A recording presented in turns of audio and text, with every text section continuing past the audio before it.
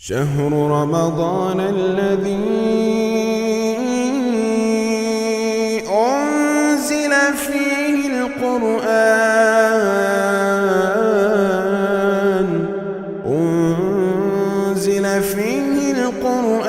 هدى للناس وبينات من الهدى والفرقان۔ قرآن حکیم کے 16ویں پارے کی تفسیر کا خلاصہ پیش کیا جا رہا ہے۔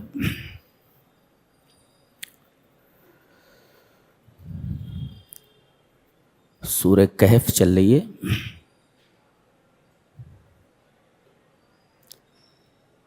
اور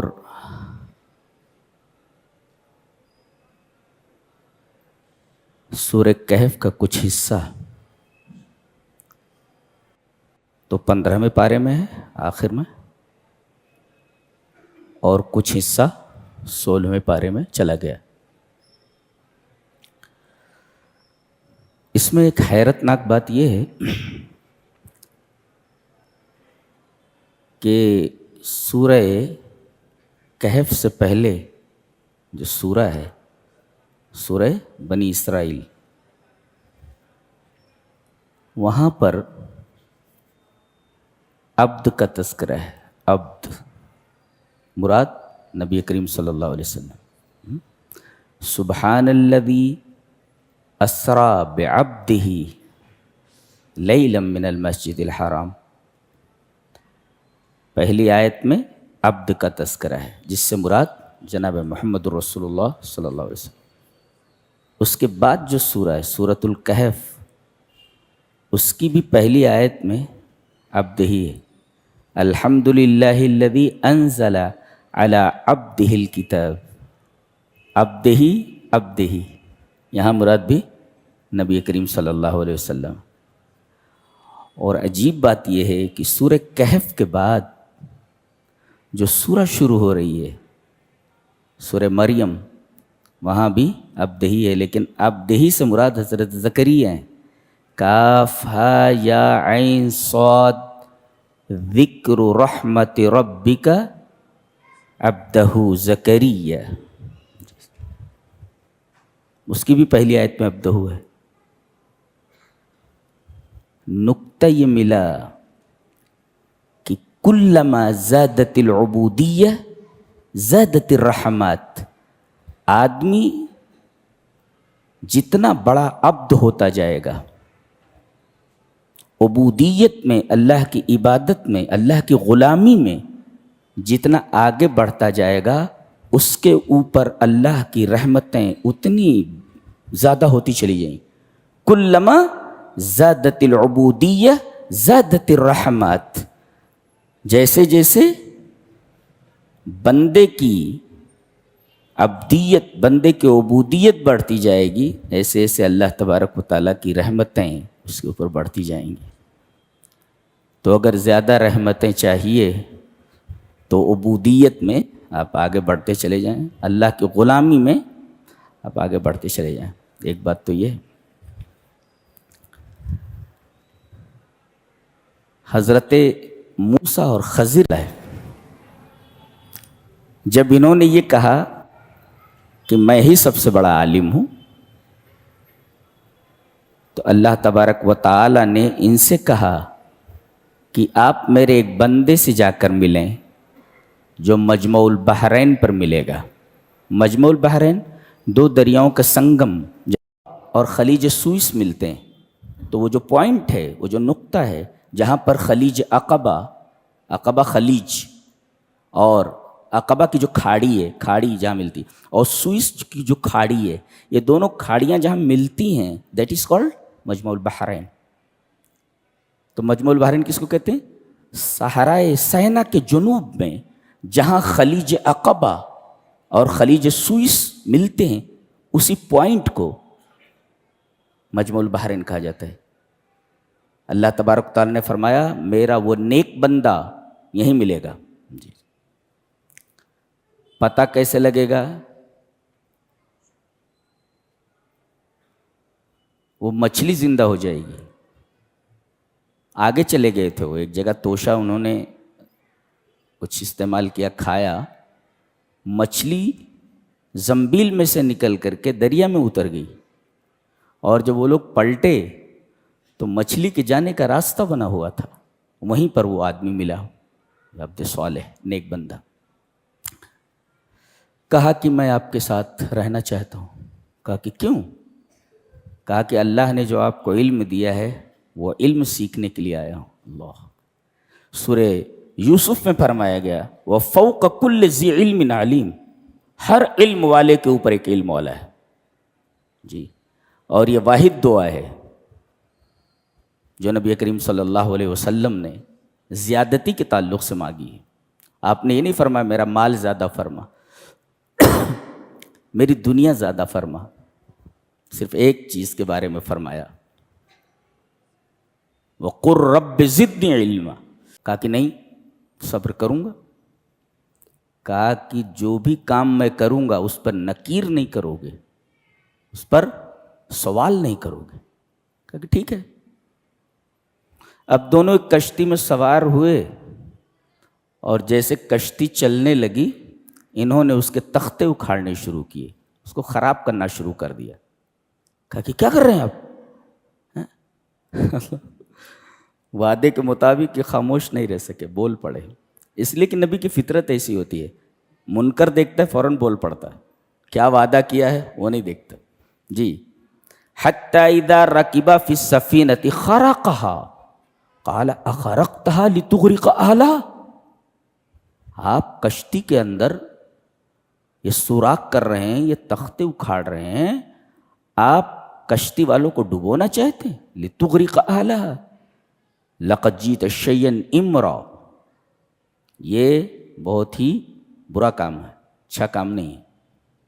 قال الم اقل انک لن تستطیع معی الصبر، میں نے کہا نا کہ میرے ساتھ رہ کر تم صبر نہیں کر سکو گے.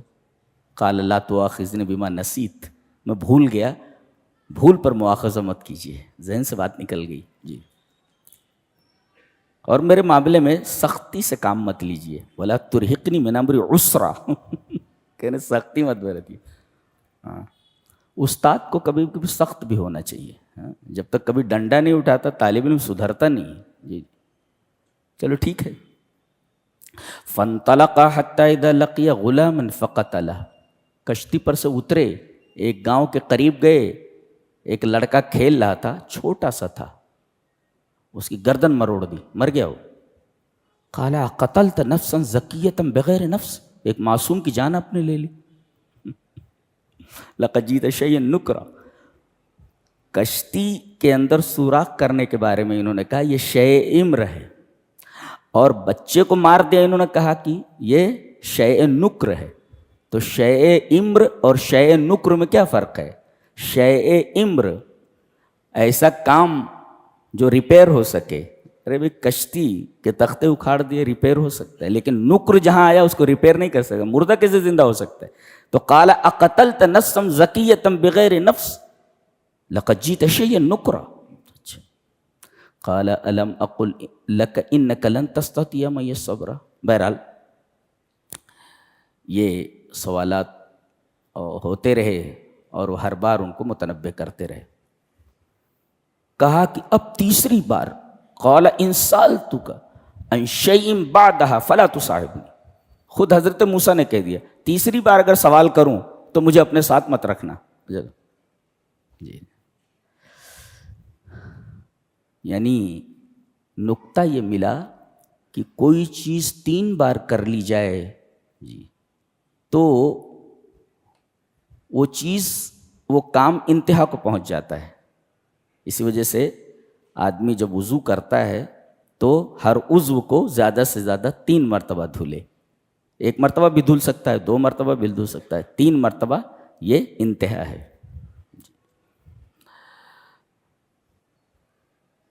اس کے بعد چلے، ایک گاؤں میں پہنچے، کھانا مانگا، بھوکے تھے دونوں. بستی والوں نے کھانا دینے سے انکار کر دیا، بیچارے کہیں وہاں پڑے رہے. اس کے بعد جب بستی میں سے نکل کر جانے لگے تو دیکھا راستے میں ایک مکان ہے, اس مکان کی دیوار گرا چاہتی ہے.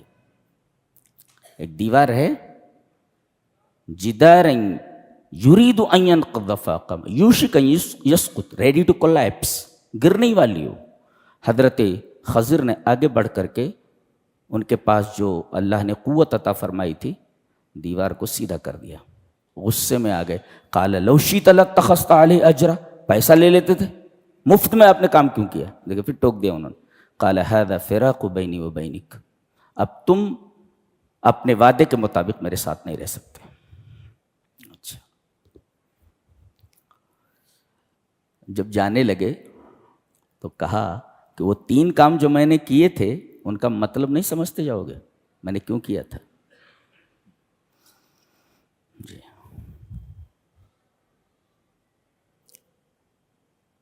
یہ بستی والے جنہوں نے ہمیں کھانا نہیں کھلایا, اس بستی میں جو مکان ہے یہ 2 یتیم بچوں کا ہے جن کا باپ نیک تھا. لہذا اللہ کی طرف سے مجھے حکم ہوا میں اس دیوار کو سیدھا کر دوں, اس لیے کہ اس دیوار کے نیچے خزانہ گڑا ہوا ہے. اگر وہ دیوار گر گئی خزانہ ظاہر ہو جائے گا اور گاؤں والے وہ خزانہ لے لیں گے. یہ بولے. ایک مفسر اس پوائنٹ کے اوپر ایک نقطہ بتاتا ہے, کہتا ہے کہ فی غالباً علامہ جلال الدین سیوطی رحمہ اللہ ہیں, وہ کہتے ہیں کہ فیہ ان صنع الجمیل لا یترک ولو مع اللئام, حسن سلوک کو نہیں چھوڑا جائے گا اگرچہ کمینوں کے ساتھ کرنا پڑے. حسن سلوک ہر ایک کا ساتھ کیا جائے, یہاں تک کہ کمینوں کے ساتھ بھی حسن سلوک کیا جائے. ولو مع اللئام, لئی منے کمین ہے, ولو مع اللئام, کمینوں کے ساتھ بھی حسن سلوک کو نہیں چھوڑا جائے گا, بدتر لوگوں کے ساتھ بھی حسن سلوک کیا جائے گا. اچھا,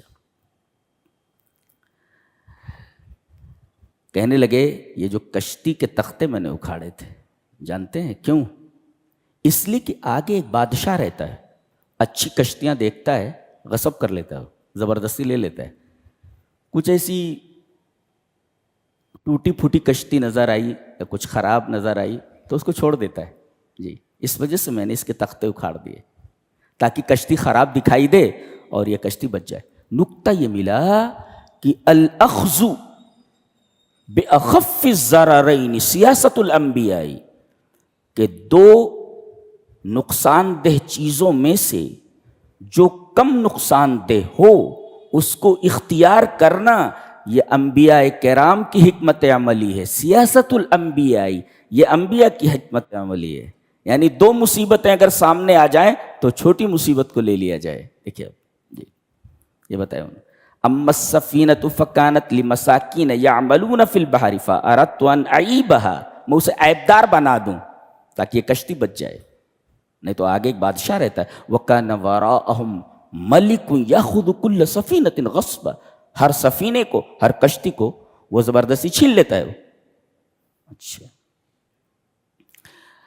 اور یہ جو لڑکا ہے جس کی میں نے گردن مروڑ دی, یہ دیکھو میں نے اللہ کے کہنے سے اس کی گردن مروڑی ہے. کیوں؟ اس کے اندر کیا بات ہے؟ کہا فَكَانَ أَبَوَاهُ مُؤْمِنَيْنِ, اس بچے کے ماں باپ دونوں کے دونوں مومن ہیں اور یہ آگے کافر ہو جانے والا ہے. یہ کیسا علم ہے, اللہ اکبر. مستقبل کا جو دکھائی نہیں دیتا وہ علم ان کو دیا گیا تھا. جی, حضرت موسیٰ دیوار دیکھ رہے ہیں لیکن حضرت خضر کو وہ علم دیا گیا دیوار کے نیچے کیا ہے. جی, دیوار کے نیچے کیا ہے. وہ کشتی کے اندر عیب پیدا کر رہے ہیں, حضرت موسیٰ کو یہ ظاہری عمل دکھائی دے رہا ہے لیکن آگے کیا ہے وہ حضرت موسیٰ کو دکھائی نہیں دے رہا ہے. یہ وہ علم ہے جو اللہ نے ان کو عطا کیا تھا کہ آگے کیا ہونے والا ہے. بچے کا بھی یہ حال ہے, بچہ بھی معصوم ہے, چھوٹا ہے, نفساً زکیہ, معصوم بچہ ہے, لیکن آگے یہ کافر ہو جانے والا ہے. اللہ نے یہ علم عطا فرمایا تھا ان کو, کہا کہ میں نے اس کی گردن مروڑ دی. اس بچے کے ماں باپ مومن ہیں, آگے چل کر کے یہ بچہ اپنے ماں باپ کے ایمان کے لیے خطرہ بن سکتا ہے. یہ نقطہ یہ ملا کہ ایمان کے لیے اولاد تک کی قربانی دی جا سکتی ہے. ایمان اس قدر عظیم چیز ہے، اگر بچے کی بھی قربانی دی جانی پڑے تو دے دینا چاہیے جی، لیکن ایمان کو ہاتھ سے نہیں جانے دینا چاہیے.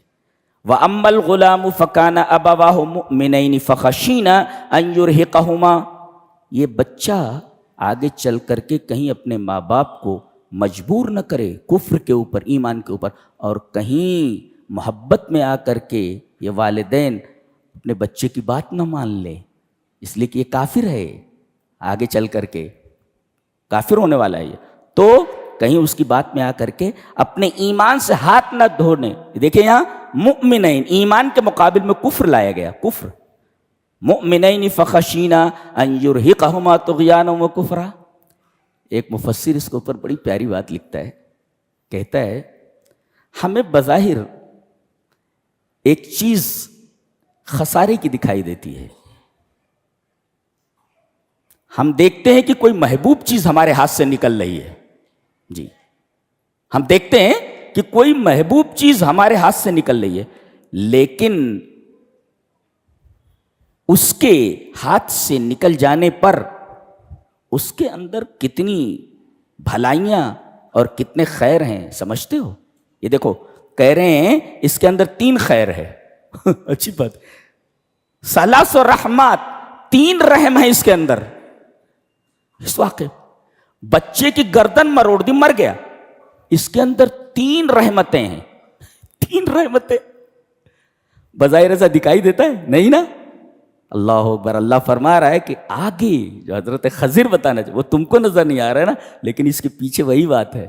3 رحمتیں، ایک تو رحمتاً للغلام، بچے کے اوپر رحم ہے، اس لیے کہ وہ معصوم مر گیا نا، سیدھے جنت میں، بے دخول ہی الجنہ، جنت میں چلا گیا، یہ اس کے اوپر رحمت.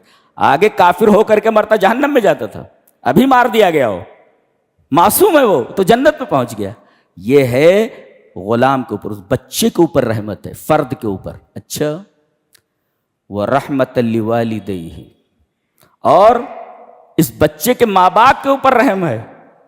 اللہ نے یہ رحم کیا کہ کہیں ان کا ایمان کفر سے نہ بدل جائے. ایک اور یہ بھی رحم، اللہ نے فرمایا اس بچے کو ہم نے خضر کے ہاتھوں مرنے دیا، اور مارنے کے لیے کہا خضر کو، کیوں؟ اس لیے کہ ہم اس سے اچھی اولاد عطا کرنے والے ہیں. وہی کہا فَأَرَدْنَا أَن يُبْدِلَهُمَا رَبُّهُمَا خَيْرًا مِّنْهُ زَكَاةً وَأَقْرَبَ رُحْمًا. اس سے زیادہ پاکیزہ لڑکا، دیندار لڑکا، وَأَقْرَبَ رُحْمًا، اور ماں باپ کے اوپر شفقت کرنے والا لڑکا وہ ہم دینے والے ہیں. اس کے اندر یہ دونوں صفتیں نہیں ہیں. ایک تو یہ پاک لڑکا نہیں ہے، پتا چلا کہ کفر سب سے بڑی ناپاکی ہے اور ایمان سب سے بڑی پاکی ہے. یہ فرمایا گیا خیرم منہ زکاتن، پاک اولاد دینے والے ہیں. پاک یعنی ایمان والا اور پاک اخلاق والا، فرما برداری کرنے والا. یہاں یہ نقطہ ملا کہ بچوں کے اندر 2 صفتیں اگر ہوں تو ماں باپ بڑے خوش نصیب ہیں. ایک بچہ مومن ہو، اللہ کے حکموں پر چلنے والا ہو، اور دوسرے ماں باپ کی خبر گیری کرنے والا ہو، ان کے اوپر رحم کرنے والا ہو. یہ ایک تو نیک ہو، دیندار ہو، اور دوسرے ماں باپ سے محبت کرنے والا ہو. یہ 2 صفتیں جس بچے کے اندر ہوں، اولاد کے اندر ہوں، تو ایسے ماں باپ بڑے خوش نصیب ہوتے ہیں. تو اس کے اندر تو دونوں صفتیں نہیں ہیں. ہم ایسی اولاد اس کو دینے والے ہیں، ان کے ماں باپ کو، جس کے اندر یہ دونوں صفتیں ہیں. ایک تو وہ فرما بردار ہو اللہ کا، دوسرے فرما بردار ہو اپنے ماں باپ کا. تو بچے کے اندر اگر 2 فرما برداریاں آ جائیں، اللہ کا فرما بردار اور اپنے ماں باپ کا فرما بردار، یہ بتایا گیا، تو ایسے ماں باپ بڑے خوش نصیب ہوتے ہیں. تو ایک تو رحمتاً للغلام، مر گیا، وہ معصوم تھا، جنت میں چلا گیا. رحمتاً للوالدین، والدین کے اوپر رحمت، اس لیے کہ اچھا بچہ بالمقابل پہلے بچے کے عطا کیا جانے والا. اور تیسرے رحمتن للمجتمع، سوسائٹی کے اوپر رحم ہے. کیوں؟ اس لیے کہ ایسے بچے جن کی زندگی میں کفر ہو، ایسے بچے جن کے اندر طغیان ہو، سرکشی ہو، یہ معاشرے کے لیے بڑے نقصان دہ ہوتے ہیں. اللہ اکبر.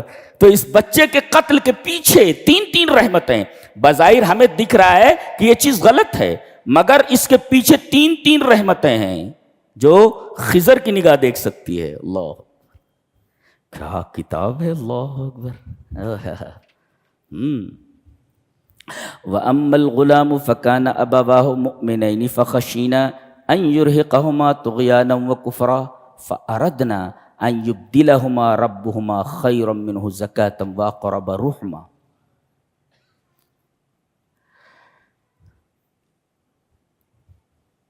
ایک مفسر لکھتا ہے لَيْسَ كُلُّ مَا نَفْقِدُهُ خَسَارَةً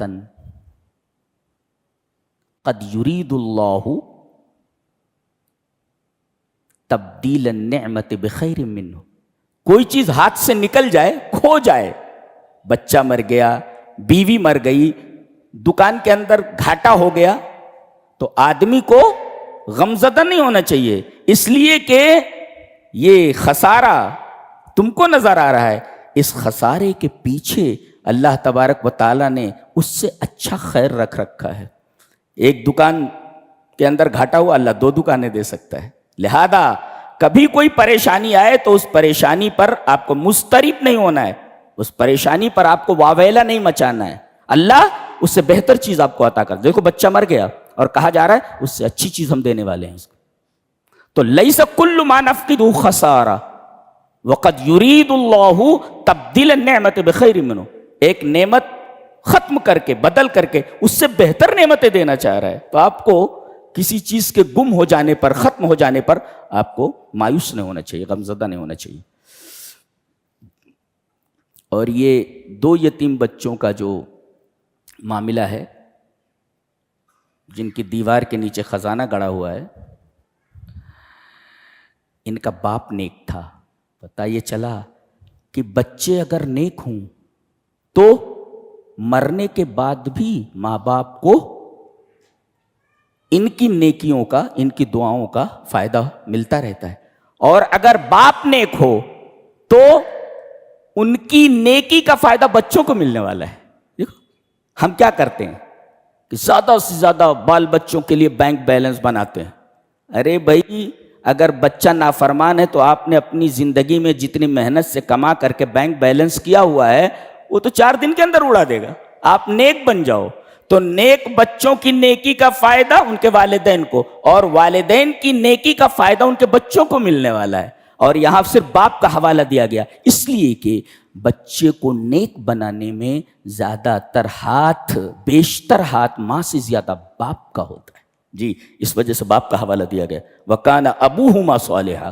اور بتایا گیا کہ بچے کو اچھا بنانے میں سب سے زیادہ رول باپ کا ہونا چاہیے. باپ کی ذمہ داری ماں سے زیادہ ہے، اس لیے کہ بچے ماں کی بات کہاں مانتے ہیں. بچے 3 بڑے بڑے بیٹے ہو کھڑے ہوتے تیرے تو بڑا اچھا لگتا ہے نا.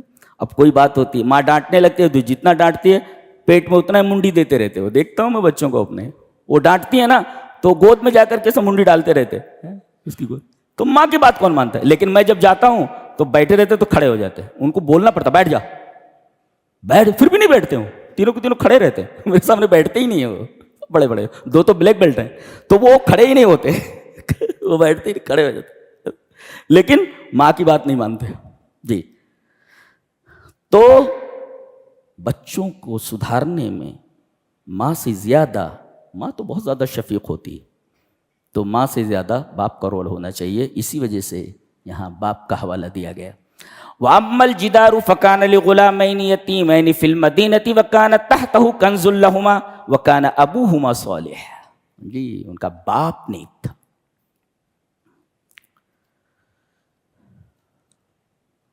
آگے ذوالقرنین کا قصہ ہے. ذوالقرنین، یہ سوالات مشرکین نے کیے تھے یہودیوں سے پوچھ کر کہ گزشتہ زمانے میں ایک بادشاہ تھا جس نے مشرق اور مغرب کا سفر کیا. کون ہے وہ؟ بتائیے، اس کا تعلق تاریخ سے ہے. اور اللہ فرما رہا ہے یہ جو سوال ہوا ہے وَيَسْأَلُونَكَ عَنْ ذِي الْقَرْنَيْنِ قُلْ سَأَتْلُو عَلَيْكُم مِّنْهُ ذِكْرًا، ہم اس کا ذکر کر رہے ہیں، بیان کر رہے ہیں، جس سے پتہ چلتا ہے کہ نبی کریم صلی اللہ علیہ وسلم اللہ کے سچے رسول ہیں، اس لیے کہ آپ نے ہسٹری تو پڑھی نہیں ہے، یہ پورا واقعہ ذوالقرنین کا بیان کرنا، اور یہ ساری چیزیں تورات میں ہیں، تورات سے ٹیلی ہونا اس بات کی دلیل ہے کہ آپ سچے نبی ہیں۔ جی یہ کون ہے؟ اس کا ایک سفر پہلا مغرب کی طرف ہوا، پچھم کی طرف، اور چلتا چلا گیا، دیکھا کہ اب آگے کوئی آبادی نہیں ہے، اور ایسا لگ رہا ہے جیسے سورج ایک گدلے چشمے میں ڈوب رہا ہو، ایسا لگتا نہیں جیسے ڈوب رہا ہو گدلے چشمے میں۔ اچھا، وَوَجَدَ عِندَهَا قَوْمًا، وہاں پر ایک قوم کو اس نے پایا، اور اس نے کہا کہ ظلم سے ہر آدمی باز آ جائے، دیکھو اِمَّا أَن تُعَذِّبَ وَإِمَّا أَن تَتَّخِذَ فِيهِمْ حُسْنًا، وہاں کے لوگوں نے کہا چاہے ہمیں سزا دیں اور چاہے ہمارے ساتھ حسن سلوک کریں۔ قَالَ أَمَّا مَنْ ظَلَمَ فَسَوْفَ نُعَذِّبُهُ ثُمَّ يُرَدُّ إِلَىٰ رَبِّهِ فَيُعَذِّبُهُ عَذَابًا نُكْرًا۔ اس واقعے کے اندر تین باتیں ہیں کہ بادشاہ کیسا ہونا چاہیے۔ جی یہاں بتایا گیا بیٹے کیسے ہونے چاہیے، اولاد کیسی ہونی چاہیے، یہاں بتایا جا رہا ہے بادشاہ کیسا ہونا چاہیے۔ بادشاہ کے اندر تین صفتیں ہونی چاہیے، ایک تو بادشاہ عادل ہو، ظالم نہ ہو، اور دوسرے بادشاہ جو ہے رعایا کا ہمدرد ہو، ان کی ضرورتیں پوری کرنے کا ہمیشہ اس کے دل میں خیال ہو، اور تیسرے اس کے اندر تواضع ہو، کوئی بھی آدمی سے بات کر سکتا ہو، اللہ، یہ تین چیزیں جس بادشاہ کے اندر ہوں اسے اچھا بادشاہ کہا گیا ہے۔ تو پہلا سفر مغرب کی طرف، دوسرا سفر مشرق کی طرف ہوا۔ اچھا، مشرق میں جہاں آخری کونے پر پہنچا وہ دیکھا کہ وہاں پر ایسے لوگ ہیں کہ ان کے درمیان اور سورج کے درمیان کوئی پردہ ہی نہیں ہے، ننگے رہتے ہیں، لیس عندہم تمدن، ان کے پاس سویلائزیشن نہیں ہے، لا یعرفون البیوت، نہیں جانتے کہ گھر کیا ہوتا ہے، ولا صناعۃ الملابس، نہ کپڑا بنانے کا انہیں طریقہ معلوم، سب ننگے رہ رہے ہیں، گھر نہیں بنا رہے، ننگے ہیں سب۔ اللہ، یہ وہاں پر پہنچا۔ پھر ایک تیسرا سفر ہے شمال یا جنوب کی طرف، یہ تیسرا سفر ہے، وہاں ایسی جگہ پر پہنچا جہاں دو پہاڑ تھے اور دو پہاڑوں کے درمیان ایک درہ تھا، تو اس طرف جو لوگ تھے انہوں نے شکایت کی کہ اس درے سے یاجوج ماجوج جو ایک مفسد قوم ہے، فسادی قوم ہے، ادھر آ کر متمدن آبادیوں کے اوپر حملہ کرتی ہے، لوٹ مار کر کے چلی جاتی ہے، تو آپ اس درے کو بند کرا دیں، اور جتنا پیسہ لگتا ہے ہم دینے کے لیے تیار ہیں۔ کنہوں نے کہا؟ وہ جو لوگ مارے، بولے پیسے کی ضرورت نہیں ہے، دیکھو پیسے کی ضرورت نہیں، میں مین پاور کی ضرورت ہے، آدمی دے دو، اس لیے کہ ہمارے پاس اتنے آدمی نہیں ہیں، تو آدمی دے دو، اور اللہ کا دیا ہمارے پاس سب کچھ ہے، ہم بنا دیتے ہیں۔ دیکھو یہ ہے خیر خواہ ہونا چاہیے رعایا کا، اور دوسرے تواضع ہونا چاہیے اس کے اندر، تیسرا ظالم نہیں ہونا چاہیے۔ جی تو اس نے وہ سد بنا دی۔ یہ دیوار کہاں ہے جس کے پیچھے یاجوج ماجوج ہیں؟ پتہ نہیں۔ اب آپ ایک سوال کر سکتے ہیں کہ سائنس اتنی ترقی کر چکی ہے، ابھی تک وہ دیوار نہیں ملی، کدھر ہے وہ دیوار؟ جی ممکن ہے کہ اللہ تبارک و تعالیٰ لوگوں کی نگاہوں سے اسے چھپا دے۔ جی اس لیے کہ آپ کو معلوم ہے کہ میدان تیہ کے اندر 40 سال تک یہ گھومتے رہے، بس تھوڑا سا ایریا ہے وہ، 40 سال تک اسی ایریے میں گھومتے رہے، ان کو باہر نکلنے کا راستہ ہی نہیں ملا کہ کس طرف سے نکلیں۔ تو قرآن حکیم نے تو یہ بتایا کہ چھوٹے سے ایریے کے اندر وہ 40 سال تک رہے، انہیں نکلنے کا راستہ نہیں ملا کہ نکلے کس طرف۔ تو ایسے اللہ تبارک و تعالیٰ کسی چیز کو چھپا دے اور آدمی نہ دیکھ سکے، ممکن ہے۔ بہت ساری چیزیں اس دنیا کے اندر ایسی ہیں کہ سائنس وہاں تک نہیں پہنچ سکتی۔ ابھی برمودا ٹرائی اینگل کی حقیقتیں معلوم نہیں ہے کہ آگے کیا، وہاں جہازیں جاتی ہیں یا کوئی چیز جاتی ہے تو غائب کیسے ہو جاتی ہے، معلوم نہیں ہے۔ تو ہو سکتا ہے کہ اللہ تبارک و تعالیٰ نے یہ سد جو اس نے بنایا تھا چھپا دیو لوگوں کی نگاہوں سے، اور پیچھے یاجوج ماجوج رہے تو یہ اس کا نام ذوالقرنین، اور یہ مسلمان بادشاہ تھا، مومن تھا، ایمان والا تھا، عادل تھا، متواضع تھا، رعایا کے اوپر رحم کرنے والا تھا۔ اس کے بعد جنت کا تذکرہ ہے۔ جنت کے بارے میں ایک بات کہی گئی کہ لا یبغون عنہا حولا، یہ جنت کی ہی صفت خالی ہے۔ آدمی کتنا بھی خوبصورت بنگلہ بنا لے، کتنا بھی اچھا مکان بنا لے، کتنا اچھا فارم ہاؤس بنا لے، اس گھر میں رہتے رہتے، فارم ہاؤس آتے جاتے، مکان میں رہتے رہتے بور ہو جاتا ہے، بور ہو جاتا ہے، بور ہو جاتا ہے۔ تبھی تو چاہتا ہے باہر کہیں گھومنے کے لیے، یہاں جا رہا ہے وہاں جا رہا ہے، اس کا مطلب یہاں سے بور ہو چکا ہے۔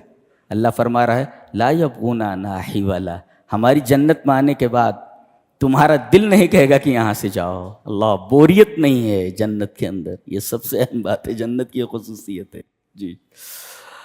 اس کے بعد سورہ مریم ہے، دیکھتے ہیں، کاف ہا یا عین صاد ذکر رحمت ربک عبدہ زکریا۔ یہ بوڑھے ہو گئے ہیں، ان کی بیوی بانجھ ہے، ان کو اولاد چاہیے۔ اولاد کس لیے چاہیے وہ بتا رہے ہیں، یرثنی ویرث من آل یعقوب، میرے رب مجھے اولاد اس وجہ سے چاہیے، بیٹا اس وجہ سے چاہیے تاکہ وہ میرا وارث ہو، نبوت کا وارث ہو۔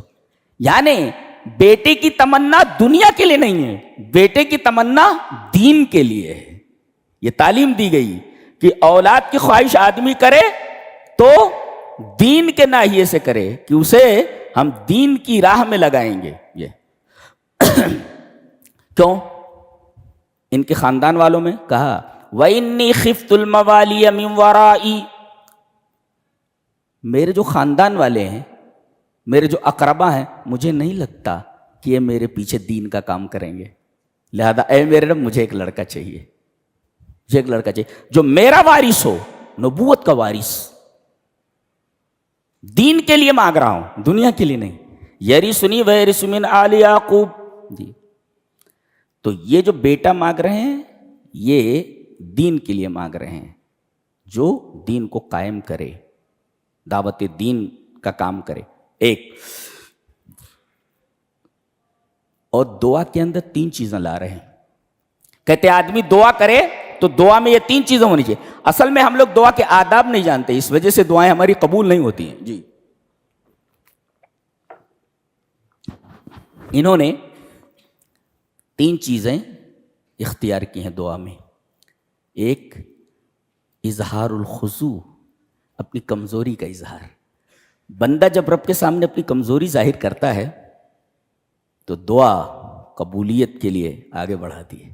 انہوں نے کہا رب انی وہن العظم منی، میرے رب میری ہڈیاں کمزور ہو گئی ہیں۔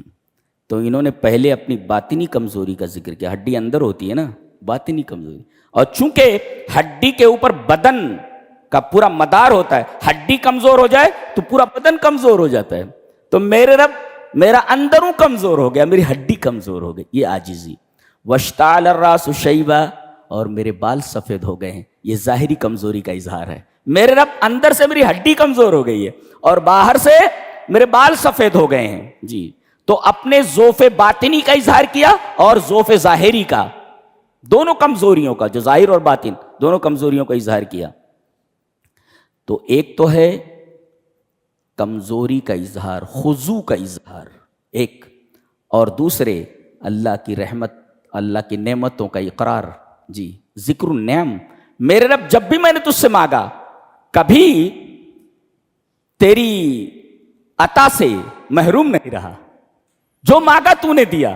تو اللہ تبارک و تعالیٰ کی عطا کا اقرار، نعمتوں کا اقرار، نعمتوں کا ذکر النعم، اللہ تبارک و تعالیٰ کی نعمتوں کا ذکر۔ اور تیسرے دعا دھیرے دھیرے کی جائے، اذ نادى ربه نداء خفیا۔ کیوں؟ اس لیے کہ آدمی جب دھیرے دھیرے دعا کرتا ہے تو اس میں اخلاص زیادہ پایا جاتا ہے، اور اس وجہ سے بھی دھیرے دھیرے مانگ رہے تھے تاکہ لوگ ان کا مذاق نہ اڑائیں کہ بوڑھوں کو کیا ہو گیا ہے، اتنے بوڑھے ہو گئے ہیں، بانجھ ہے عورت، اور اپنا خود بوڑھے ہیں اتنے، اور اولاد کے لیے دعا مانگ رہے ہیں، یہ کیا پاگل پنا ہے۔ تو ان چیزوں کی وجہ سے وہ دھیرے دھیرے دعا مانگتے۔ تو دعا میں 3 چیزیں، آدمی دھیرے دھیرے مانگے، اس لیے کہ اقرب الی الاخلاص ہے، اور دوسرے اپنی کمزوری کا اظہار کرے، اظہار الخضوع، اور تیسرے ذکر النعم، اللہ تبارک و تعالیٰ کی نعمتوں کا اظہار۔ میرے رب تو نے مجھے بہت کچھ دیا ہے، ایک میرے رب میں بہت کمزور ہوں، اور دھیرے دھیرے اللہ تبارک و تعالیٰ کی قبولیت کا ہاتھ اس کی طرف بڑھتا ہے۔ تو یہ دعا کے 3 آداب ہیں۔ تو یہ مقدمات دعا ہیں۔ دعا کیا ہے؟ فَحَبْ لِي مِن لَّدُنْكَ وَلِيًّا۔ اے بچہ کہہ رہے ہیں دے، لیکن کیسے کہہ رہے ہیں؟ یہ نہیں کہہ رہے فَحَبْ لِي مِن لَّدُنْكَ وَلِيًّا، ایک میرا وارث دے دے، ایسا نہیں کہہ رہے، مِن لَّدُنْكَ، اپنے پاس۔ ایک مفسر اس کے اوپر لکھتا ہے اِذَا اشْتَدَّتِ الْحَاجَةُ وَتَقَطَّعَتْ دُونَهَا الْأَسْبَابُ فَأَكْثِرْ مِن لَّدُنْكَ، جب ضرورت بہت سخت ہو جائے اور تمام اسباب منقطع ہو جائیں، ایسا لگے کہ کوئی سبب موجود نہیں ہے کہ یہ کام ہو جائے، تو یہ دعا کرو فَأَكْثِرْ مِن لَّدُنْكَ، تو یہ کہو اے میرے رب اپنے پاس سے وہ دے۔ جی، ایک اے رب مجھے یہ چیز عطا کر دے، اور ایک ہے اے رب اپنے پاس سے وہ عطا کر، مِن لَّدُنْكَ، اپنے پاس سے عطا کر، یعنی اسپیشل چیز چاہیے مجھے، اور جو رب کے پاس ہے، رب کے قریب ہے، وہ تو اسپیشل ہی ہوتی ہے۔ مِن لَّدُنْكَ فَأَكْثِرْ مِن لَّدُنْكَ، کتنی بڑی بات ہے یہ ہے۔ انہوں نے کہا فَحَبْ لِي مِن لَّدُنْكَ وَلِيًّا، طرف سے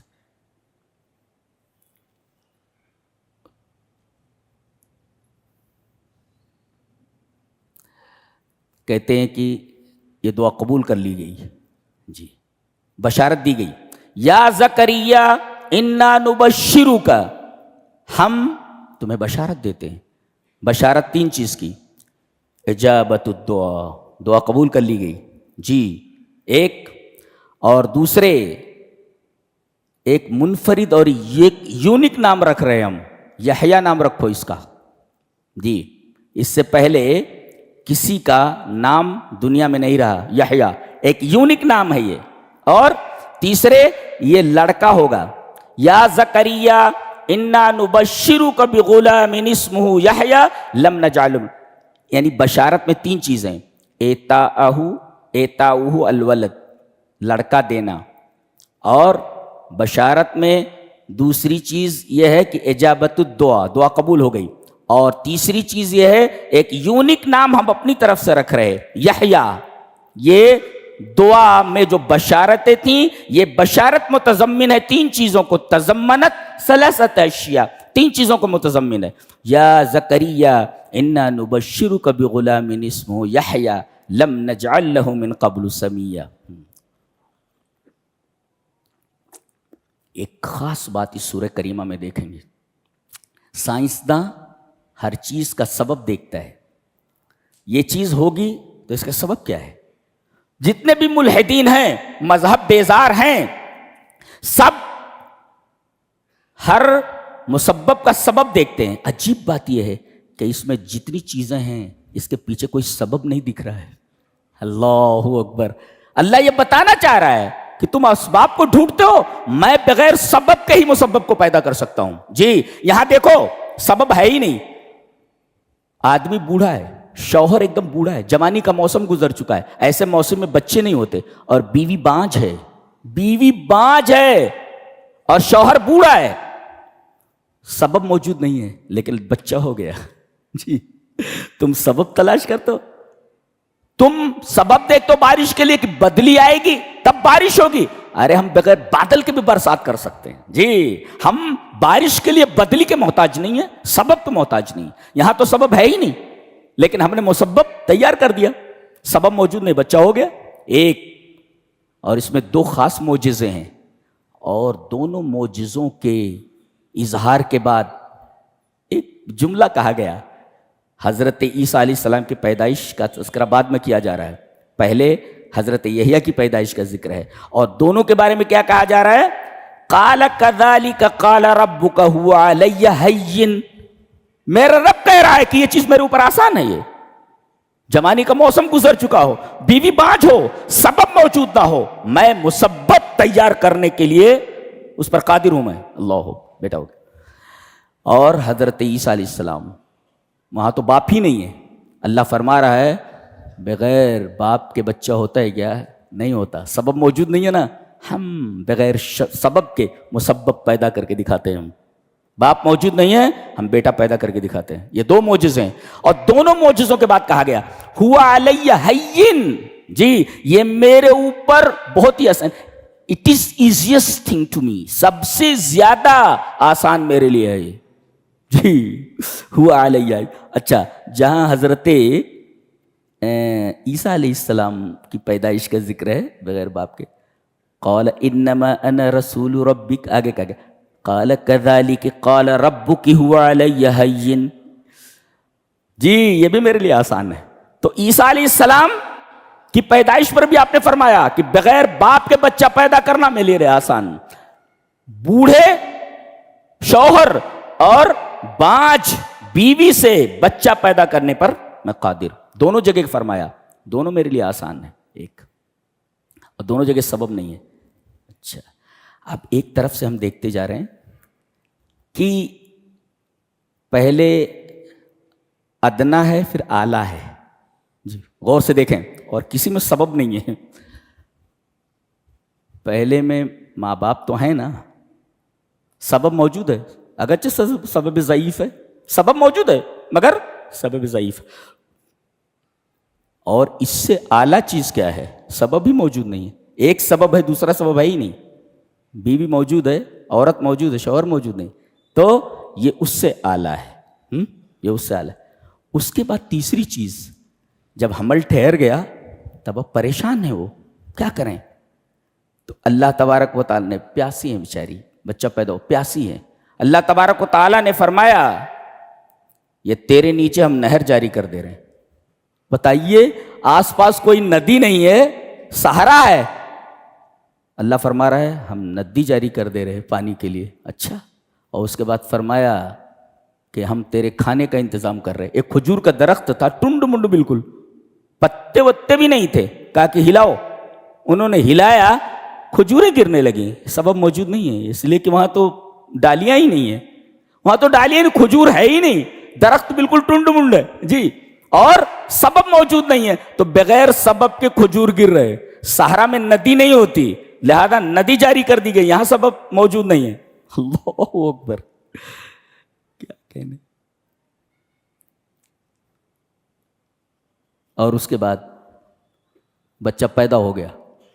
اب قوم کے سامنے گئیں، لوگوں نے کہا ارے تیرا باپ تو بڑا نیک آدمی تھا، برا آدمی نہیں تھا، اور تیری ماں زانیہ نہیں تھی، یہ بچہ کہاں سے آ گیا؟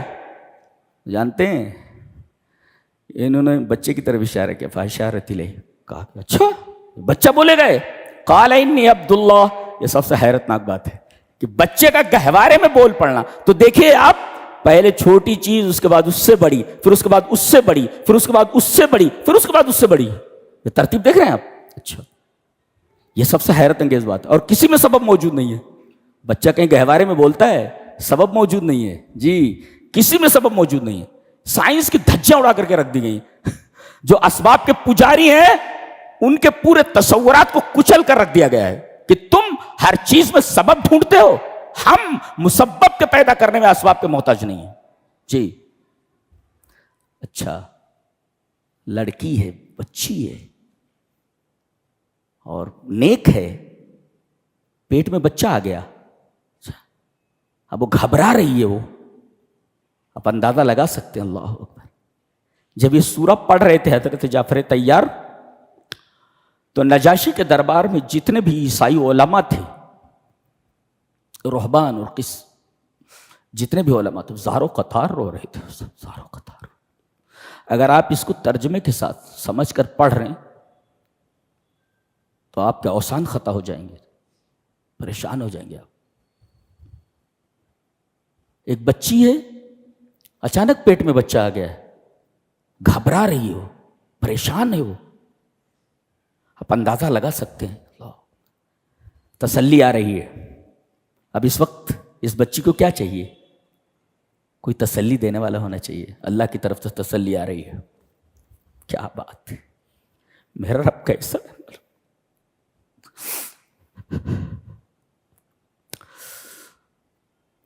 کہہ رہی ہیں قالت یا لیتنی مت قبل هذا وکنت نسیا منسیا. اس واقعے کے ہونے سے پہلے میں مر جاتی. مت قبل هذا وکنت نسیا منسیا. بھولی بسری چیز ہو جاتی. کیا ہو گیا مجھے؟ اس سے پہلے میں مر جاتی. بھولی بسری چیز ہو جاتی. کنت نسیا منسیا. عیسائی ایسے ہی نہیں رو رہے تھے وہاں پر. پورا منظر ان کے سامنے اور قرآن کی تلاوت ہو رہی ہے. حضرت جعفر تیار کر رہے ہیں سورہ مریم کی تلاوت اور نجاشی کا پورا دربار رو رہا ہے. یہ بچی ہے کہہ رہی ہے اس سے پہلے میں مر گئی ہوتی. اس میں نکتہ ملا کہ بچی اپنی عفت اور پاک دامنی پر حرف آنے سے پہلے موت کو ترجیح دے. اتنا مقام ہے عفت اور پاک دامنی کا اسلام میں. جو علم بچی کو عفت اور پاک دامنی نہ دے سکے ایسے علم کے اوپر ہزاروں لاکھوں لعنتیں. کاش میں اس سے پہلے مر جاتی. یا لیتنی مت قبل ھذا وکنت نسیا منسیا. میں مر جاتی, مر گئی ہوتی اور بھولی بسری چیز بن جاتی. اللہ. آواز آئی فناداها من تحتها الا تحزنی. میری بندی غم مت کر. بولے تو یہ پریشان ہو رہی ہیں وہ. اللہ تعالیٰ کی طرف سے تسلی. ارے اللہ تحزنی, غم مت کر, تو پیاسی ہے نا. قد جعل ربک تحتک سریا. تیرے نیچے ہم نہر جاری کر دے رہے. ایک بھوکی ہے وہزی الیک بجذع النخلہ. یہ جو کھجور کا درخت ہے اس کو ہلا تو ساقط علیک رطبا جنیا. تو اس سے تازے کھجور گرنے لگیں گے. ٹنڈ منڈ درخت تازے کھجور. عجیب بات. تسلی لا تحزنی.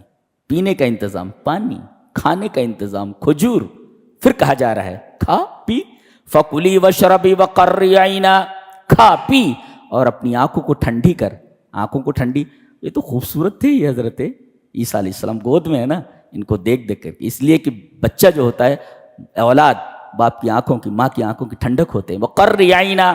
اس بچے کو دیکھ کر کے اپنی آنکھیں ٹھنڈی کر. یہ اللہ کی طرف سے تسلی ہے. لا تحزنی فکلی وشربی وہزی. یہ سب تسلیاں اللہ کی طرف سے. اچھا اب آخری بات آئی کہ اب قوم کے سامنے جانا ہے بچے کو لے کر کے. تیری شادی تو ہوئی نہیں ہے تو ایک کام کر, جو بھی کوئی پوچھے تو کہہ دے کہ میں نے روزہ رکھا ہے, چپ کا روزہ رکھا ہے. فقولی انی نذرت للرحمن صوما. قرآن حکیم میں 28 بار لفظ رحمان آیا ہے. جی جی, جس میں صرف 16 بار اسی سورہ کے اندر ہے. 16 بار ہے پورے قرآن میں. 58 بار 58 ٹائمز اور 16 مرتبہ خالی رحمان اسی سورہ میں ہے اور 4 مرتبہ لفظ رحمت ہے. جی پہلے ہی آیت میں ہے ذکر رحمت رب. جی 4 مرتبہ لفظ رحمت ہے اور 16 مرتبہ لفظ رحمان ہے, جبکہ پورے قرآن میں رحمان 58 مرتبہ ہے. 58 میں سے 16 مرتبہ صرف اسی سورہ میں. جی تو کہہ دینا انی نذرت للرحمن, اس لیے کہ میں نے رحمان کے لیے نظر مانی ہے روزے رکھنے کی. میں بولوں گی نہیں. معاملہ حل ہو گیا کہ کوئی پوچھے میں روزے سے ہوں. اچھا اب سب سے بڑا مسئلہ یہ ہے بچے کے بارے میں کوئی گواہی نہیں مانی جائے گی. ہزاروں گواہ اگر پیش کر دیا جائے کوئی ماننے کے لیے تیار نہیں ہوگا کہ بغیر باپ کے بچہ ہو گیا. میں بولتا ہوں بغیر باپ کے ہوا ہے. ارے کون مانتا ہے؟ میں کہتا ہوں بغیر باپ کے ہوا ہے. کوئی گواہیاں نہیں مانی جاتی. تو یہاں گواہی بہت ہی عجیب ہونی چاہیے, عام ٹریک سے ہٹ کر کے گواہی ہونی چاہیے. لہذا عام ٹریک سے ہٹ کر کے گواہی دلوائی گئی. وہ بچہ جو بھی دودھ پی رہا ہے وہ بولتا ہے قال انی عبداللہ. اب کس کی گواہی چاہیے؟ یہ تو خرق عادت ہے, ایسا ہوتا ہی نہیں ہے.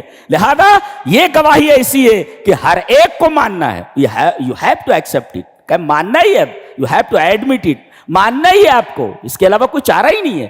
اس لیے کہ کوئی گواہی یہاں مانی نہیں جا سکتی. لاکھوں لوگ اگر گواہی دیں کہ یہ سچی ہے کوئی نہیں مانتا. یہاں تو ایسی گواہی چاہیے جس کا کوئی انکار نہ کر سکے. تو رب نے کہا میں ایسی گواہی دلواتا ہوں جس پر سارے لوگ متفق ہوں, کوئی اس پر اعتراض نہ کر سکے.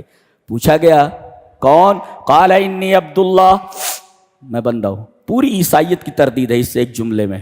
جی وہ کہتے سن آف گاڈ ہے. یہ کہہ رہے ہیں کہ میں سلیب آف اللہ, یہ وہ کہہ رہے ہیں سن آف گاڈ. حضرت عیسیٰ اپنی زبان سے کہہ رہے ہیں سلیب آف گاڈ ہوں میں اللہ کا بندہ ہوں. تم کہتے ہو سن آف گاڈ, یہ کیسے؟ تم تو اپنے نبی کا کہنا نہیں مان رہے ہو, تم تو اپنے نبی کی اتباع نہیں کر رہے ہو. کیا بات ہے, سبحان اللہ و بحمدہ سبحان اللہ العظیم. گواہی دیکھ رہے ہیں آپ کیسی؟ یہاں تو کوئی گواہی نہیں چلنے والی. آپ کو سمجھ میں آ رہا ہے نا, کوئی گواہی نہیں چلنے والی تھی یہاں. گواہی خرق عادت ہونی چاہیے جس پر سب کا اتفاق ہو. لہذا گہوارے میں بچہ بول پڑا انی عبداللہ. سب سے پہلے یہ کہنا چاہیے تھا میری ماں معصومہ ہے, ایسا بولنا چاہیے تھا نا. لا لا لا لا لا, سب سے پہلے انہوں نے اللہ تبارک و تعالی کی تنزیہ فرمائی. جی, شرک زنا سے بھی زیادہ سخت ہے, یہ بتایا گیا. پہلے انہوں نے اپنی ماں کی طرف سے دفاع نہیں کیا, اللہ کی طرف سے دفاع کیا انہوں نے. جی, اللہ کا بیٹا نہیں ہوتا بولے, جی میں اللہ کا بندہ ہوں, بیٹا نہیں ہوں. تو سب سے پہلے انہوں نے شرک کی تردید کی.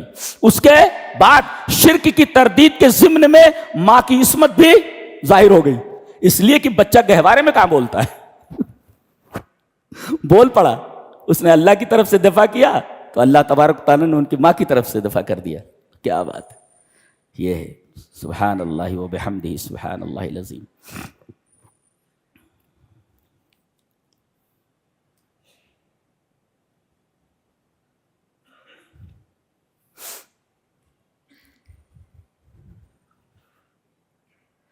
کہتے ہیں کہ ان کے بعد کچھ ناخلف لوگ آئے, سپوتوں کے بعد کچھ کپوت لوگ آئے. کپوت, انہوں نے نماز کو ضائع کر دیا اور شہوات کے پیچھے چل پڑے. ایک مفسر کہتا ہے اذا اجدبت الصلاوات اخضرت الشہوات. جب نمازوں کی زمین بنجر ہو جائے تو اس میں آدمی کی خواہشیں خوب پھلتی پھولتی ہیں.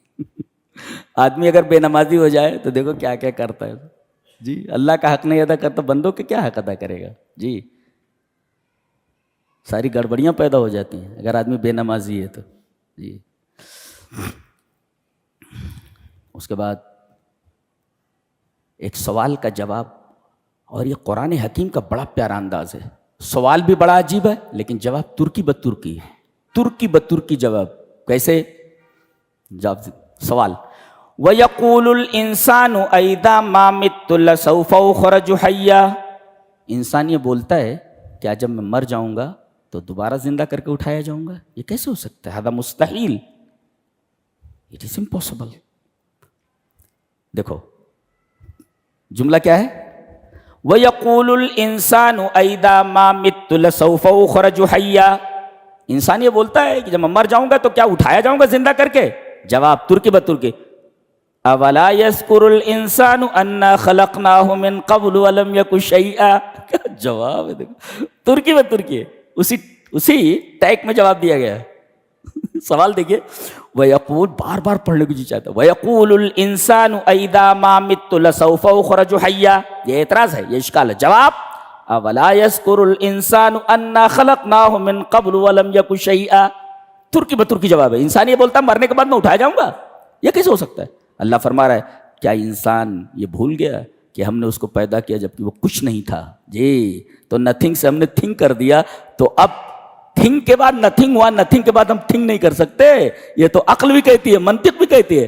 It is logical not illogical. جی, وَيَقُولُ الْإِنسَانُ أَإِذَا مَا مِتُّ لَسَوْفَ أُخْرَجُ حَيًّا. جواب اولا یذکر الانسان انا خلقناہ من قبل ولم یک شیئا. یہ تو کوئی چیز تھا ہی نہیں, نتھنگ تھا, ہم نے نتھنگ سے اس کو تھنک کیا ہے. اب نتھنگ سے تھنک کر دیا, تھنک کے بعد نتھنگ کر دیں تو نتھنگ کے بعد تھنک تو دوبارہ کر سکتے ہیں نا. اللہ, کیا جواب ہے. اور جواب کا انداز وہی ہے, ترکی بترکی ہے. جی, ایک کلام الہی کے بولنے کا انداز ہے. اللہ, سورہ طٰہٰ ہے, طٰہٰ ما انزلنا علیک القرآن لتشقی. قرآن ہم نے اس لیے نازل نہیں کیا ہے کہ تم لوگ انلکی ہو جاؤ, خراب نصیب والے ہو جاؤ. لکی بننے کے لیے بھیجا ہے. قرآن اس لیے نہیں نازل کیا گیا ہے کہ تم انلکی ہو جاؤ, بد نصیب ہو جاؤ. جی, اس میں پورے سورہ کریمہ میں دو قسم کے لوگ ہیں. लिन्नासी सिनफान, लोगों की दो किस्में हैं, एक अहलुस सआदा, एक अहलुस शकावा, सईद और शकी जी। और ये माँ के पेट ही में लिख दिया जाता है। आखिर में बोलता है क्या लिखूं मेरे रब, शकी या सईद? तो कहा जाता है इसके बारे में शकी लिख दे, इसके बारे में सईद लिख दे जी। तो जो सईद हैं उनके लिए जन्नत, वअम्मल्लज़ीना सुईदू फफिल जन्नह वअम्मल्लज़ीना शक़ू फफिन्नार। जो शकी हैं वो जहन्नम में और जो सईद हैं वो जन्नत में। तो कुरान इसलिए नहीं उतरा है कि आप शकी हो जाओ। दो चीजें एक साथ जमा नहीं होती, दुआ और बदबख्ती। इसी तरह दो चीजें जमा नहीं होती, कुरान और बदबख्ती, ये दोनों जमा नहीं होते जी। एक मुफस्सिर लिखता है कि लन तशका तालमा कुंत मुतमस्सिकम बिहब्लिद दुआ, तुम शकी हो ही नहीं सकते, अनलकी हो ही नहीं सकते जब तक तुम दुआ का दामन हाथ से थामे रहो। अल्लाह, जब तक तुम दुआ करते रहो, अल्लाह बराबर दुआ करते रहो। सुफियान इब्न उयैना ने एक बात लिखी है, लेकर के जाओ आज। कहते हैं सुइत्तु बिदुआइका इल्लम तुहतिनी, मेरे रब जो चीज मैंने मांगी किसी मसलहत के तहत तूने वो चीज नहीं दी। मैंने बंगला मांगा था लेकिन किसी मसलहत के तहत तूने नहीं दी, लेकिन उससे बड़ी चीज तो तूने दे ही दी है। क्या? मुझे दुआ की तौफीक दे दी है। ये कितनी बड़ी सआदत की बात है कि रब तुम्हें अपना मंगता बना ले, अपने दरबार का फकीर बना ले जी। इससे बड़ी सआदत और क्या हो सकती है? वो कह रहे हैं कि मेरे रब मेरी मांगी हुई चीज अगरचे तूने नहीं दी, लेकिन सबसे बड़ी चीज तो मिल ही गई। क्या? सुईत्तु बिदुआइक, तुझसे दुआ करने की तौफीक तो मिल गई। ये सबसे बड़ी बात है। तो दुआ बराबर करते रहो जी, और जब तक तुम दुआ की रस्सी को थामे रहोगे कभी भी अनलकी नहीं हो सकते, बदबख्त नहीं हो सकते। तो शकी और सईद की डिफिनेशन भी यहां कर लेते हैं। अस्सईदु मन खुतिम लहु बिखैर या बिलखैर, सईद वह है जिसका खात्मा बिलखैर हो। व अम्मा शकीयु, शकी किसको कहते हैं? खुतिम लहु बिस्सू, जिसका खात्मा बिशर हुआ हो। खात्मा ईमान पर ना हो शकी, खात्मा ईमान के ऊपर हो सईद। तो अस्सईद मन खुतिम लहु बिखैर व शकीयु खुतिम लहु बिस्सू, ईमान के ऊपर खात्मा हुआ सईद, और शर के ऊपर खात्मा, कुफ्र के ऊपर, शिर्क के ऊपर खात्मा हुआ, वो आदमी बदबख्त है। और अजीब बात, सबसे अजीब बात जो इसमें नजर आ रही है वो ये कि आदमी शकी ना हो तो कौन सा फार्मूला अप्लाई करे जी? हमें शकी नहीं होना है तो कौन सा फार्मूला अप्लाई करे?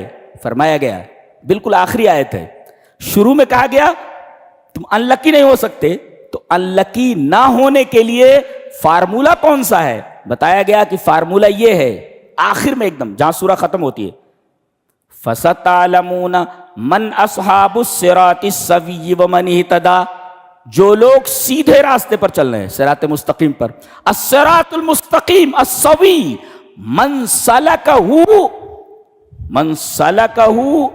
जो उस रास्ते पर चला, जो उस रास्ते पर चला, कान मिनस सुआदाई, वो सईद लोगों में से, वमन हाद अन्हु फहुआ मिनल अश्कियाई, और जो उस रास्ते से हट गया वो शकी हो गया। पता ये चला कि जो सिराते मुस्तकीम पर चल रहे हैं दर हकीकत वही लोग सईद हैं, और जो सिराते मुस्तकीम से हट गए वो शकी हैं। अब सवाल ये है कि ये रास्ता बताने वाली चीज कौन सी है, कि सही रास्ता कौन सा है? बताया गया कुरान है, वो मा अंज़लना अलैकल कुरान लितश्का, ये कुरान हकीम के सूरह तौहा की पहली आयत और आखिरी आयत में जो रब्त है वो है जी।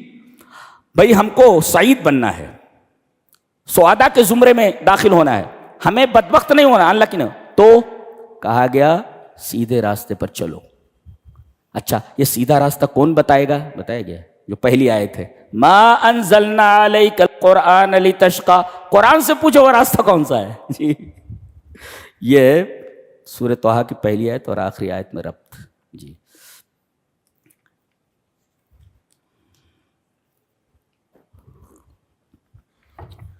بتایا گیا کہ قرآن اس لیے نازل نہیں کیا گیا کہ آپ بدبخت ہوں، شقی ہو جائیں. اچھا، جس نے قرآن کو نازل کیا ہے اس کی صفات کیا ہیں؟ صفات بتائی جا رہی.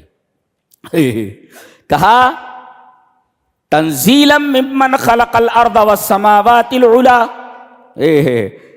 یہ قرآن جس نے نازل کیا ہے وہ ہے جس نے زمینوں کو پیدا کیا اور بلند آسمانوں کو. دو، الرحمن علی العرش استوى، رحمان عرش پر مستوی. اب چاہے قرآن کو ہم نے نازل کیا، قرآن کو نازل کرنے والا کون؟ صفات کیا ہیں اس کی؟ صفات بیان کی جا رہی ہے. جس نے زمینوں کو پیدا کیا، جس نے بلند آسمانوں کو پیدا کیا. الرحمن علی العرش استوى، عرش کے اوپر جو مستوی ہے. لہو ما فی السماوات و ما فی الارض، اسی کی ہیں جو زمینوں میں ہیں جو آسمانوں میں ہیں. وما بینہما، اور زمین اور آسمانوں کے درمیان جو. وما تحت الثری، اور زمین کے اندر جو چیزیں ہیں وہ سب اس کی ہیں. وَإِن تَجْهَرْ بِالْقَوْلِ، اگر زور سے بولو. فَإِنَّهُ، تب بھی جانتا ہے وہ. فَإِنَّهُ يَعْلَمُ السِّرَّ وَأَخْفَى، زور سے بولو تب بھی سنتا ہے، اور اگر دھیرے بولو سر تب بھی سنتا ہے. وَأَخْفَى، أَخْفَى مِنَ السِّرِّ، جو زبان سے بولو سنتا ہے، جو تمہارے شعور میں ہے، کانشینس میں، وہ بھی سنتا ہے، اور جو سب کانشینس میں ہے، لاشعور میں ہے، جو ذہن کے سطح کے اوپر بات آئی اور آنے کے فوراً بعد عالم نسیان میں کہیں گم ہو گئی، تمہیں خود یاد نہیں کہ وہ چیز کیا تھی جو ذہن میں آئی تھی. رب بولتا ہے وہ جو تمہارے ذہن میں چیز آئی تھی اور عالم نسیان میں گم ہو گئی تھی، ہم کو معلوم ہے کہ وہ چیز کیا تھی جو تمہارے خیالات. اللہ اکبر، یہ علم ہے. اللہ، اس کو علم کہتے ہیں. زور سے بولو اس کا بھی علم ہے، دھیرے بولو اس کا بھی علم ہے. جی، اور جو تمہارے کانشینس میں، شعور میں ہے، وہ بھی ہم جانتے ہیں، اور سب کانشینس میں جو لاشعور میں ہے وہاں بھی ہم جانتے ہیں کیا چیز ہے. یعلم السر واخفا، سر کانشینس میں، اخفا جو اس میں ہے سب کانشینس میں، اس کو بھی ہم جانتے ہیں. اللہ لا الہ الا ہو، یہ وہ ہے جس نے قرآن کو نازل کیا، اس کے علاوہ کوئی معبود نہیں. لہ الاسماء الحسنی، اس کے بڑے پیارے پیارے نام ہیں. جی، اس کے بعد حضرت موسیٰ علیہ السلام کا تذکرہ ہے. کوہ طور پر گئے ہیں، جیسے ہی وہ درخت کے پاس آنا چاہتے ہیں، وہ درخت کے کنارے کنارے ایک روشنی کا ہالہ گردش کر رہا تھا. آواز آ رہی ہے، یا موسیٰ انی انا اللہ رب العالمین. رات کی تاریکی ہے اور چاروں طرف اندھیرا ہے، صرف اسی درخت کے کنارے کنارے وہ آگ گھوم رہی ہے. ایسے ڈر گئے تھے دیکھ کر کے، اس میں سے آواز آ رہی ہے. اور جیسے ہی آگے بڑھے، آگے آؤ، آگے بڑھے، کہا جوتے اتار دو وہیں پر، وہیں جوتے اتار دو. انی انا ربک، میں تمہارا رب بول رہا ہوں. فخلع نعلیک، اپنی جوتیاں اتار دو. انک بالوادی المقدس طویٰ، تم وادی مقدس طویٰ کے اندر ہو. یہ جوتیاں کیوں اتروائیں؟ جوتی کا تعلق دنیا سے ہے. اترک الدنیا وزخرفتها الفانیہ، یہ فانی جو رونق ہے دنیا کی، اور دنیا وہیں پر اتار کر کے آؤ. فانت موہل لامر جلل، آپ کو بڑی چیز کے لیے بنایا گیا ہے، بڑی چیز کے لیے تیار کیا گیا، دنیا کے لیے نہیں. وہاں اخترتک، میں نے تم کو چوائس کیا ہے، سلیکٹ کیا ہے میں نے تم کو. فاستمع لما یوحیٰ، جو وحی کی جاتی ہے اس کو سنو. کیا انداز ہے، اللہ اکبر، کمال ہے. انی انا اللہ لا الہ الا انا فاعبدنی، بے شک میں اللہ ہوں، میرے علاوہ کوئی معبود، تو میری عبادت کرو. واقم الصلاۃ لذکری. دیکھو، توحید کے بعد فوراً نماز کا تذکرہ ہے. اس کا مطلب ایمان کا سب سے بڑا مظہر نماز ہے. توحید کے بعد سب سے اہم چیز نماز ہے. فاعبدنی کے بعد اقم الصلاۃ لذکری. جی، سب سے بڑا ذکر ہے یہ. توحید کے بعد سب سے بڑی عبادت نماز ہے. اس کے بعد حکم ہوتا ہے موسیٰ کو کہ تم جاؤ فرعون کے پاس. جی، تم اور تمہارا بھائی دونوں جاؤ. اذهب انت واخوک، تم اور تمہارا بھائی ہارون دونوں جاؤ. اس میں ایک مفسر کہتا ہے کہ العمل الاجتماعی، العمل جماعی خیر من العمل الفردی. انفرادی کام سے بہتر اجتماعی کام ہوتا ہے. آدمی تنہا کوئی کام کرے اس سے افضل ہوتا ہے سب مل کر کے کرے. اور اسلام اپنے ماننے والوں کو اجتماعی زندگی گزارنے کی تلقین کرتا ہے. وہ کہتا ہے فالعمل الجماعی خیر افضل من العمل الفردی، انفرادی عمل سے افضل اجتماعی عمل ہے. تو تم اور تمہارا بھائی دونوں مل کر کے جاؤ، تو دین کی دعوت ہو یا کوئی دنیا کا کام ہو، اجتماعی عمل زیادہ بہتر ہوتا ہے. سب مل کر کے کام کریں، جماعت کے ساتھ کریں. جی اس میں 3 بدبختوں کا تذکرہ ہے، 3 اشقیاء کا. اس لیے کہ کہا گیا نا کہ قرآن اس لیے نہیں نازل ہوا کہ آپ شقی ہو جائیں. 3 انلکی لوگ ہیں، 3 انلکی لوگ ہیں. کیا کتاب ہے. ایک انلکی ہے فرعون، جس کا تذکرہ اس میں کیا گیا، بدبخت، موسیٰ علیہ السلام کی بات پر ایمان نہیں لایا. ایک انلکی وہ ہے. اور دوسرے کا تذکرہ کیا گیا ابلیس، اس کا تذکرہ یہاں ہے. اور تیسرے سامری، اس کا تذکرہ کیا. یہ ایک عجیب و غریب مخلوق ہے. یہ حضرت موسیٰ کے ساتھ جب آپ نکلے تھے مصر سے، یہ بھی ساتھ ہو گیا، منافق تھا یہ. حضرت موسیٰ علیہ السلام جو کوہ طور پر گئے تو اس نے یہاں کے کمزور اعتقاد والے مردوں کو اور عورتوں کو اپنے جھانسے میں لے کر کے سارا سونا اکٹھا کیا اور ایک بچڑا بنا دیا. اور اس طرح بنایا کہ جب ہوا اندر جاتی اور جب وہاں سے نکلتی تو جیسے بیل کی آواز ہوتی تھی ایسے نکلتی. کہا یہ معبود ہے تمہارا. وہ وہاں لینے کے لیے کیا گیا ہے موسیٰ، یا موسیٰ کا بھی معبود، وَإِلَٰهُكُمْ وَإِلَٰهُ موسیٰ، یہ تمہارا بھی معبود اور موسیٰ کا بھی معبود. وہاں کوہ طور پر کیا لینے کے لیے گیا ہے موسیٰ؟ یہ سب گمراہ کر دیا. سارے لوگوں کو اس نے بچڑے کی پرستش میں لگا دیا اس بدماش نے. تو ایک ہے فرعون، اور دوسرے ہے شیطان، اور تیسرے ہے سامری. اور عجیب بات یہ ہے تینوں کے بارے میں، انہم لن یکتفوا بشقائہم بل سعوا الی اشقاء غیرہم. یہ خود بھی بدبخت ہوئے اور کوشش کی کہ دوسرے لوگ بھی بدبخت ہو جائے. ایک ہوتا ہے آدمی خود بدبخت ہو جائے، اور ایک ہے خود بدبخت ہو جائے. دنیا کیا اندھا کیا چاہے؟ 2 آنکھیں، لیکن وہ چاہتا پوری دنیا اندھی ہو جائے. خود تو اندھا ہے ہی، چاہتا ہے پوری دنیا اندھی ہو جائے. تو یہ ایسے ہی اندھے تھے، یہ چاہتے تھے پوری دنیا اندھی ہو جائے. انہوں نے اپنی ہی بدبختی پر اکتفا نہیں کیا، بلکہ انہوں نے کوشش کی کہ دوسرے لوگ بھی بدبخت ہو جائے. کیا؟ وَأَضَلَّهُمُ السَّامِرِي، سامری خود گمراہ تھا اور گمراہ کر دیا ان کو سامری نے. دیکھو خود گمراہ ہوا، گمراہ کر دے رہا. اچھا وَأَضَلَّ فِرْعَوْنُ، دیکھو فرعون نے گمراہ کیا، خود تو گمراہ تھا، گمراہ کیا. اور شیطان فوسوس لهم الشیطان، خود گمراہ تھا اور حضرت آدم علیہ السلام کو بھی اس نے گمراہ کیا اور جنت سے نکلوا دیا. یہ 3 ہستیاں ایسی ہیں کہ خود بدبخت ہیں اور دوسروں کو بدبخت بنانے میں پوری لائف. دونوں نے تو لگا دی، چلے گئے. ایک اب بھی لگا رہا ہے، مسلسل لگا رہا ہے. کون؟ شیطان. اللہ اکبر.